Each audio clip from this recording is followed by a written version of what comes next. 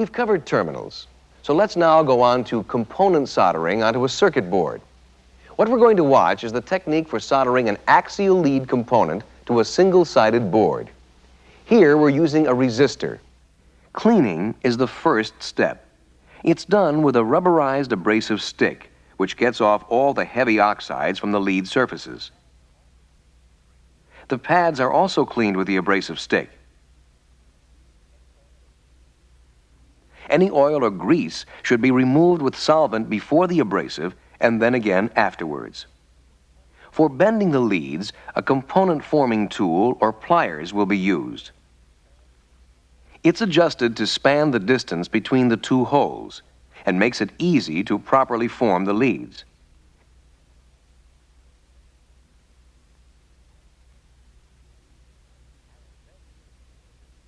After bending, the leads are wiped with solvent to remove oil or grease left from your fingers. The component leads are inserted through the board from the base side, and the fit is perfect. For a straight-through lead termination, the lead is cut at a length equal to the lead wire diameter. For a clinched lead termination, the leads are first semi-clinched, then cut to a length equal to the pad diameter.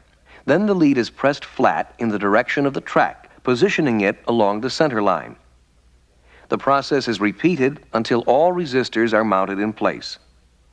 Now we'll watch the soldering of the leads. Notice that the iron touches the joint first, coming in from one side, while the solder is brought in from the other. The tip is in contact with the lead, since this is the principal thermal mass in the joint. It's done with a light touch, so that no pressure is applied to the pad. The solder is painted on, and then removed before the iron is removed. The iron is always swept over the end of the lead and removed to ensure that solder covers the end of the lead. Here you see the result with all the characteristics of a preferred joint. First, there's a correct amount of solder and good wetting action. The surface is smooth and well feathered out to the edge. There are no pits or holes in it, and no evidence of flux once the joint is cleaned after soldering. The appearance of the surface is bright and shiny.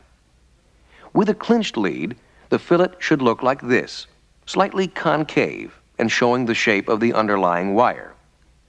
The workpiece indicator here is the length of the solder flow along the conductor. An excessively long flow indicates too long a dwell time. With the straight-through leads, the preferred fillet looks like this. Again, the slight concavity and smooth, shiny surface. Joints like these are unacceptable because they have too little solder. As a result, the fillets are too small. Here, the fillets are too big. There is too much solder. Here are some other types of unacceptable joints. This is the rosin joint. Too little heat was applied and there is still solidified flux between the wire and the terminal. Sometimes it may appear on the solder surface itself. This is a cold joint. When heat is withdrawn too soon, the solder doesn't feather out. This joint shows the other main characteristic of cold joints, a surface that looks frosty and granulated. Another unacceptable joint is this disturbed joint. It's also frosty and granulated, but here the cause has been movement during solder solidification. This is an overheated joint. It has a chalky, dull, or crystalline appearance and may show pitting on the surface. It's often the result of repeated efforts to repair a joint that won't wet properly due to contamination or lack of sufficient flux.